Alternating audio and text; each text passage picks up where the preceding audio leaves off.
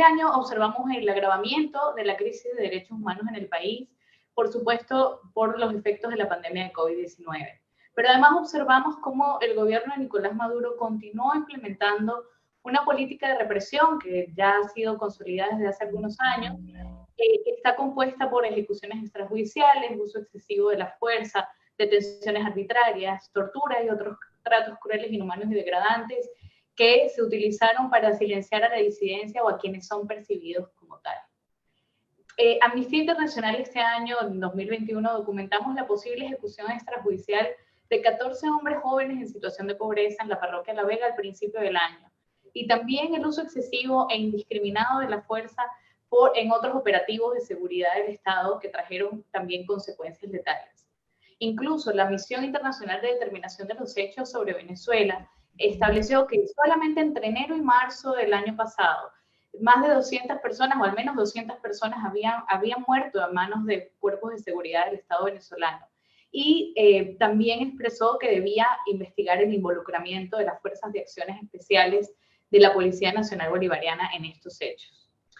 También al final del año vimos cómo el Foro Penal reportaba 244 personas detenidas arbitrariamente por motivos políticos, y observamos también lamentablemente muertes bajo custodia del Estado, incluido por supuesto el caso del fallecimiento de Raúl Isaías Baduel. Y estos esclarecimientos de estas muertes son urgentes, ya que por supuesto el Estado tiene toda la responsabilidad de garantizar la vida y la integridad de las personas bajo su custodia.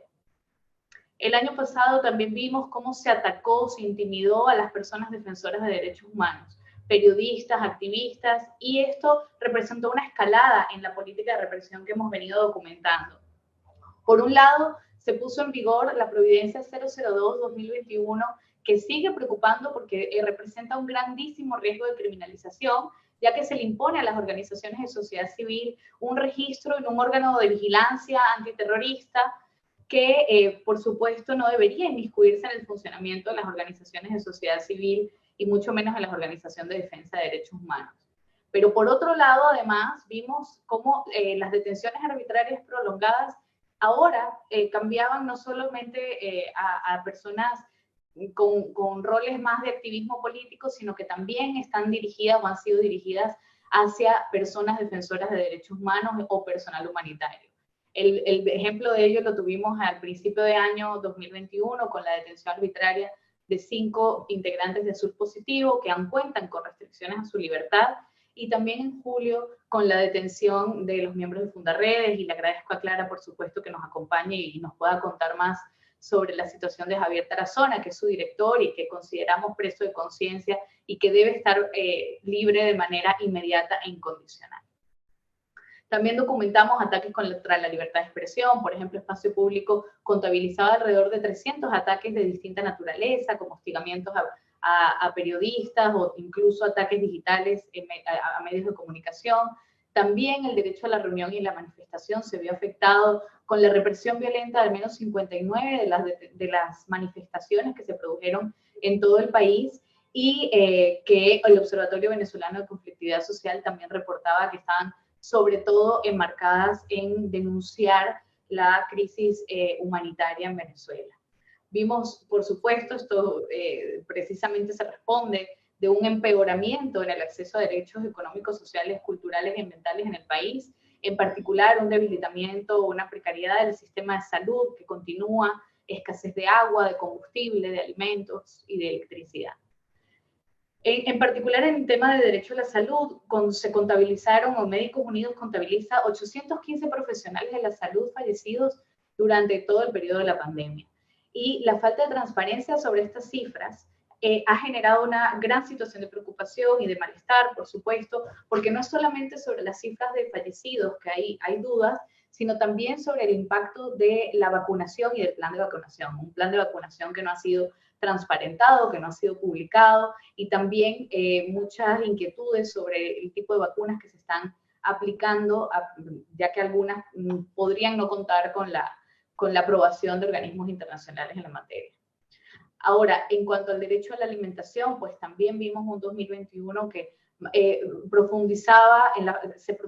la falta de acceso a este derecho, teniendo en cuenta, por ejemplo, que el Centro de Documentación y Análisis para los Trabajadores reportaba para octubre que la cesta básica rondaba en $260 estadounidenses, mientras que el salario mínimo solo se ubicaba en $1.66, lo cual, por supuesto, refleja la brecha y la disparidad en el acceso a los alimentos. También la encuesta nacional de condiciones de vida reportó para el 2021 que el 94.5% de la población en Venezuela vive en situación de pobreza y que el 76.6% de su población vive en pobreza extrema.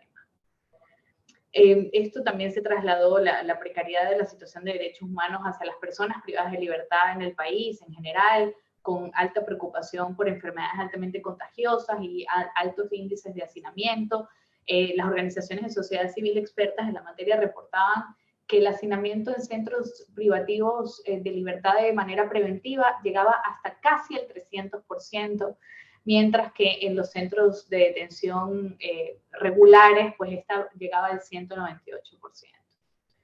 Bueno, en este sentido también vimos que el acceso a los derechos a la igualdad y a la no discriminación tampoco mejoraron en el país, faltando el reconocimiento de derechos a las personas LGTBI+, la revictimización y la violencia institucional sufrida por las mujeres que han denunciado casos de violencia de género, los más de 230 femicidios que entre enero y octubre de 2021 fueron reportados por CEPAS, y por supuesto la gravísima afectación de los derechos de los pueblos indígenas en virtud de la minería ilegal en el arco minero del Orinoco. Entonces, todas estas violaciones de derechos humanos se produjeron en un entorno de criminalización de la disidencia o de la crítica y en un clima de impunidad, en el que Venezuela continúa intentando excluirse del escrutinio de mecanismos regionales de protección de derechos humanos, y aunque vemos espacios de diálogo, digamos, con organismos como la Alta Comisionada para los Derechos Humanos y la Fiscalía de la Corte Penal Internacional, esto no ha repercutido en la mejora de la situación de derechos humanos.